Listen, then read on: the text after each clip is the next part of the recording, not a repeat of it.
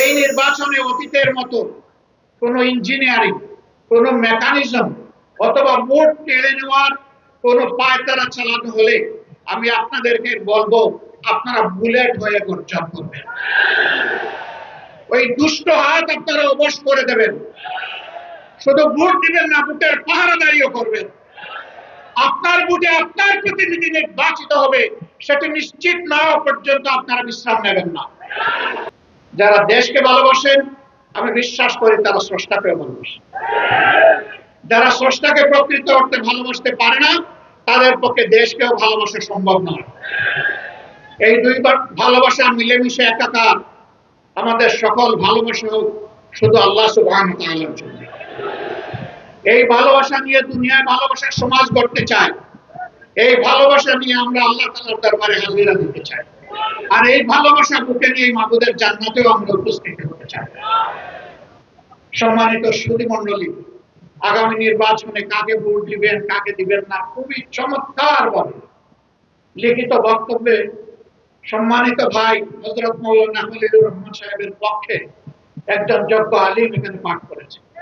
বিষয় একদম ওয়াক্ফকা সাফ, এখানে কোনো স্পষ্টতা নেই। একেবারে হাতে আঙ্গুল দিয়ে দেখিয়ে দেওয়া হয়েছে, শুধু নামটা বাকি আছে। নাম আপনারা কি করবেন? আঙ্গুল সোজা আছে, সিরাতুল মুস্তাকিমে চলবো আমরা ইনশাআল্লাহ।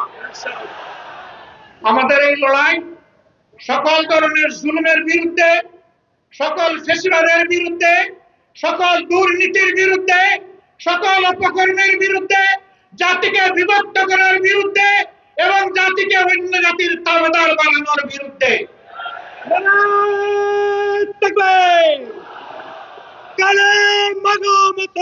মুসলমান কারো লাল চোখ পরোয়া করবে না ইনশাআল্লাহ।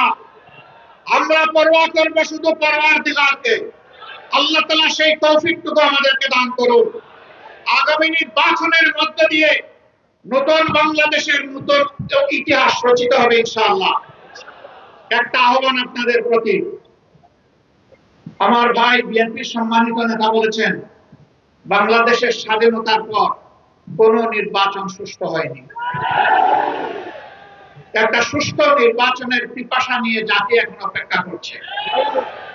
এই নির্বাচনে অতীতের মতো কোনো ইঞ্জিনিয়ারিং, কোনো মেকানিজম অথবা ভোট কেড়ে নেওয়ার কোনো পায়তারা চালানো হলে আমি আপনাদেরকে বলবো, আপনারা বুলেট হয়ে গর্জন করবেন। ওই দুষ্ট হাত আপনারা অবশ করে দেবেন। শুধু ভোট দিবেন না, ভোটের পাহারাদারিও করবেন। আপনার ভোটে আপনার প্রতিনিধি নির্বাচিত হবে, সেটি নিশ্চিত না হওয়া পর্যন্ত আপনারা বিশ্রাম নেবেন না। বলবেন যে দায়িত্ব আমাদের দিয়ে আপনারা কেউ সরে যাবেন। না না, আপনাদের সামনে থেকে একসাথে লড়াই করবো ইনশাআল্লাহ। মানুষের অধিকার প্রতিষ্ঠার জন্য এই লড়াই থেকে কেউ আমাদেরকে থামিয়ে রাখতে পারবে না ইনশাআল্লাহ।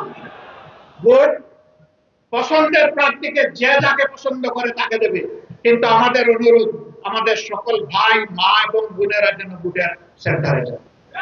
ধৈর্য ধরে ভোট যেন তারা দিয়ে আসেন। কোন বিশৃঙ্খলা হলে সফলভাবে যেন মোকাবেলা করেন এবং জানিয়ে দেন যে ওই বাংলাদেশ শেষ, আজ থেকে নতুন বাংলাদেশ। আল্লাহ তাআলা সেই বাংলাদেশ গড়ার তৌফিক আমাদেরকে দান করুন।